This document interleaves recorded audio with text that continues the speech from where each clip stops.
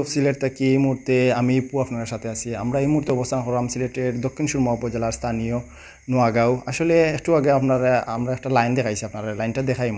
আসলে পল্লী বিদ্যুতের কতটুকু অবহেলার কারণে এরকম একটা বড় ধরনের দুর্ঘটনা থেকে পাচ্ছে। প্রায় 10 থেকে 15টা মিটার কিন্তু বিচ্ছিন্ন হয়ে গেছে বৈদ্যুতিক খুঁটি হেলাল থাকার কারণে। আপনার বিদ্যুৎ দেখতে পারবা এবং ট্রান্সমিটারের ত্রুটি এবং লাইনের চতুর্দিকে গাছপালা এবং বাঁশ থাকার কারণে ভয়াবহ একটা অগ্নিসংযোগ হয়েছে। প্রায় 20-25টা মিটার সংযোগ বিযোগ, অর্থাৎ আগুন ধরিয়া মিটারগুলো কিন্তু একদম চূর্ণ বিচূর্ণ জ্বলিয়া কিন্তু বাড়া উড়িয়া গিয়া পড়ছে। আপনারা দেখতে পারবা।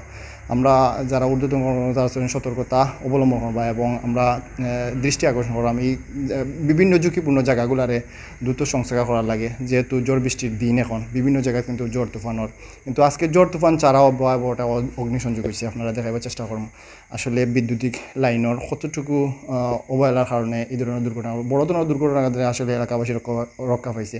এখন বর্তমানে বিদ্যুৎ বন্ধ আছে, লাইনও খাত চলের। আসলে দ্রুত সংস্কারের লাগে আমরা অনুরোধ করলাম এবং প্রায় অনেক জায়গাতে অসুস্থ মানুষ আছেন। আসলে এই বিদ্যুৎ এখন না থাকলে কিন্তু ভয়াবহ একটা সমস্যা দেখা দিব। যাই হোক, আমরা আপনারা মিটারগুলো দেখাইবার চেষ্টা করুন কী পরিমাণ অগ্নিসংযোগ হয়েছে। যে জায়গাগুলা আমরা শুধু এই এলাকাত নয়, প্রত্যেকটা এলাকাত বিভিন্ন ধরনের ঝুঁকিপূর্ণ জায়গা আছে, যে জায়গাগুলো আমাদের বিদ্যুৎ যে কোনো ধরনের বড় ধরনের দুর্ঘটনা করতে পারে। এই ঝুঁকিপূর্ণ এলাকাগুলোরে চিহ্নিত করিয়া কিন্তু আমরা পল্লী বিদ্যুতের যারা ঊর্ধ্বতন কর্মকর্তা আছেন এগুলো সংস্কার করার অনুরোধ করবো। আপনারা আমরা একটু দেখাইবার চেষ্টা করবো কী পরিমাণ দুর্ঘটনা কবল থেকে এলাকাবাসী রক্ষা পাইছে। একটু কমেন্ট করবা এবং ভিডিওটা শেয়ার করবা এবং কোন কোন জায়গায় এরকম ঝুঁকিপূর্ণ জায়গা আছে একটু কমেন্ট করবা। যারা ঊর্ধ্বতন কর্মকর্তা যারা দৃষ্টি